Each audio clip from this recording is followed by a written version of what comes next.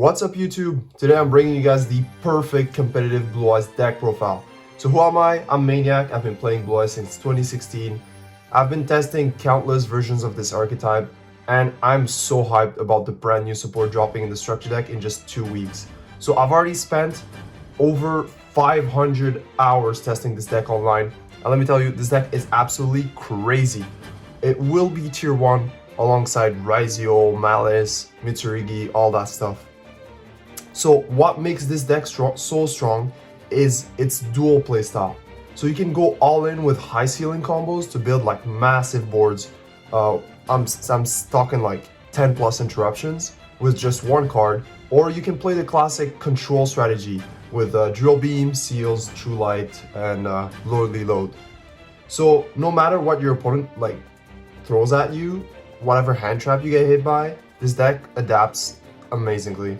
And on top of that, like the grind game is insane. There's 2 constant resource loops that keep you like grind. Like the grind game is crazy. I think probably the best grind game in the game right now. And the boss monsters are insane. The stats are massive, and the deck is super consistent. And the craziest thing is, we can play up to 18 hand traps. Yeah, 18 hand traps. It's absolutely crazy. Your opponent cannot play the game. And yeah, so I've fine-tuned this list to perfection. So the ratios are like spot on. You don't have to worry about it. Just trust me. Yeah, this is the perfect competitive Blue Eyes deck profile. And yeah, if you enjoy the content, make sure to drop a like and subscribe. There's a ton of like awesome Blue Eyes content coming soon. I'm talking combos videos, deck tech ideas, and in-depth guide. But yeah, let's jump right into the deck profile.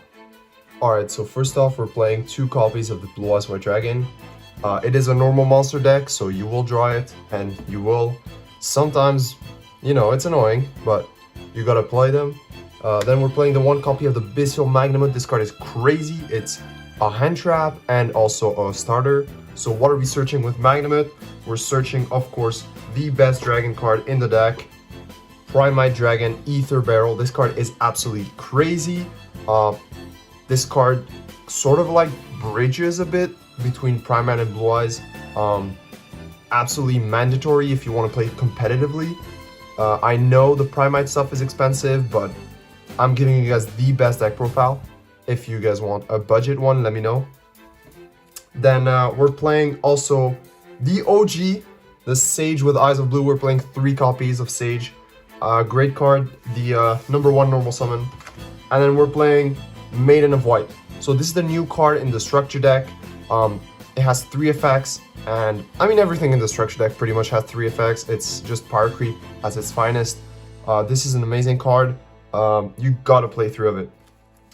Then we're getting into the spells. So we're playing 3 copies of Primite Lordly Load. Yes, I know this card is like $80, but this is absolutely crazy. This is one of the resource loops I was talking about. So Primate Lordly Load just gets your stuff. It just recurs. The Ether Barrel recurs on your standby phase as well. It's just crazy. It just outgrinds any deck. Then we're playing 1 copy of the Drill Beam. Drill Beam is absolutely nasty. Omni Negate comes back every time. There's also a neat trick where you can discard it and then set it back the same turn, so you don't really go -1 in card advantage. And yeah, you don't play the Primite Roar in this version because this is like a competitive, no unnecessary bricks version. So we're just playing that for the Primite package. Then we're playing the absolute stupid card, Wishes for Eyes of Blue. This card is stupid. I don't know why they printed this. Basically, discard 1, search 2, and also you can equip your Neo ultimate from the extra deck. So you can basically cheat out the Tyrant. We're playing 1 copy of the Roar of the Blue-Eyed Dragon. So note that the Wishes is a hard end, so you must have a second target to even activate it. So we're playing the Roar as a first target, and we're playing also a second target so that our Wishes is not dead. If you don't want to play the second target, which is the Trap, which is sure a brick, you could cut to 2 Wishes. And that way you don't play the Trap. But the Trap is so nice, it just makes your end board just more safe in general. Then we're playing the 1 brick Mausoleum of White. This card can be searchable with the Link 1, and it allows you to get your extra normal summon. Note that most normal summons in Yu-Gi-Oh! Are designed to not be hard ones per turns.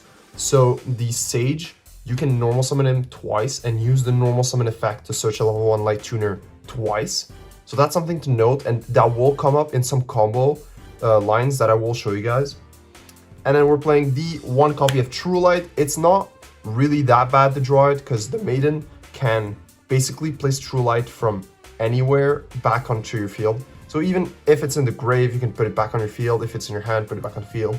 It's just great. True Light is the second grind resource loop that I was talking about. So you've got the Lowly Load and the True Light on the field, both of them. And you just keep getting back your Primite stuff and your Blue Eye stuff every turn. It's so nasty. If your opponent doesn't out it, it's kind of rough. And then we're playing the 1 of Majesty with Dragons of White. So this card can basically, because you have 2 vanillas, pop 2 cards on the field. Basically Sword Soul Blackout, but even better because you just have to show the Blue Eyes so they can be in the grave or whatever. This card is very nice against Yugioh Malice because you just kill those bodies, right? So they have a hard time just making that Link 3, etc, etc.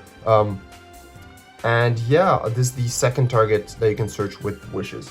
Now you're gonna tell me, where the fuck is the rest of the deck? Well, I told you guys earlier about the 18 hand traps. There you go. That's the 18 hand traps. So we're playing 3 copies of the Nibiru, the Primal Being. This card is a must in every Blue Eyes deck because of the level 11. So after you Nibiru your opponent, it's back to you. You can normal summon your Sage and straight up hard make Crimson Dragon using level 1 and level 11. Nibiru is great this format, and it is also a good card in the mirror match for Blue Eyes players that are greedy, that go above 5 summons. Just punish them with the Nibiru. It works really well. Then we're playing 3 copies. Sorry, I didn't get it in the mail yet. The Fualos. So the Fualos is just there to help you. There's no real synergy. It's a Winged Beast Wind level 4, so there's really no synergy. You just play this card because it's good. Then we're playing the 3 Ash Blossom, of course mandatory, and then the 3 Effect Veilers. So now Effect Veilers, for those who don't know Blue Eyes, this is basically, Blue Eyes is known for searching Effect Veiler because it is a level 1 light spellcaster. So Sage can search Effect Veiler, Wishes can search Effect Veiler, and normal summoning Effect Veiler is actually, it doesn't start your combo completely, but it gets you at least Blue Eyes White Dragon.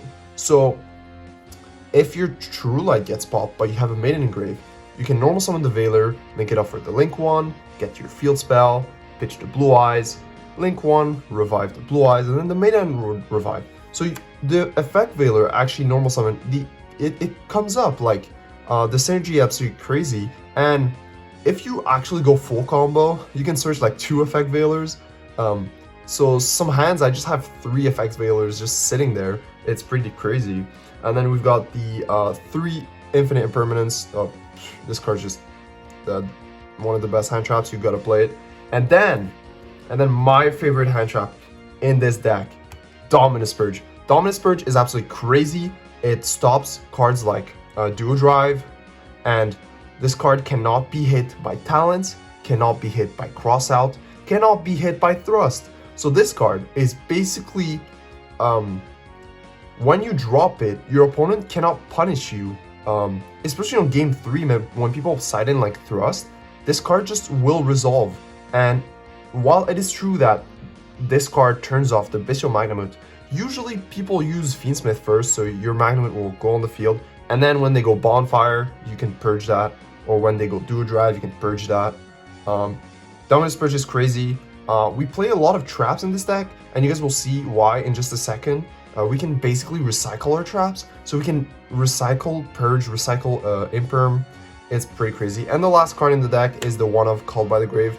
I just need it for like Shifter. Some Malice players are still on Shifter, and this deck kind of loses to Shifter. I mean, it's fine, the Primite stuff and everything. It's just the Maiden needs to be sent to the graveyard to place the True Light. So you gotta play the one of called by, you know. So that's for the main deck. And then we'll go right to the extra deck. So we're playing the 2 Spirit with Eyes of Blue. So this is the new Link one. It gets you your field spell. It revives Blue Eyes from the grave. We're playing the one of Hieratic Seal of the Heavenly Spheres. This card's great for the grind. The summon target is usually Magnamut. So yeah, that's pretty much it. And then this card is a must. Now, I see a lot of Blue Eyes lists that don't play Lina, but Lina is basically the card that solves the issue. The only issue with this deck is sometimes you don't see the 9 Blue Eyes 1-card combos. So you're just playing with Primite and like Nibiru and like Magnamut. This card just solves this because with your Nib and like a Primite, you can make your Lina and then crash into the token and basically search your Maiden. Now, this will start your combo and get your resource loop going. But also, this can be used in the mirror match to revive an opponent's Maiden or something. We're playing the one of SP. This is just a great card for control. One of Typhon, same thing. Then we're playing the Synchro, so we're playing the Lightstorm Dragon. This card is stupid.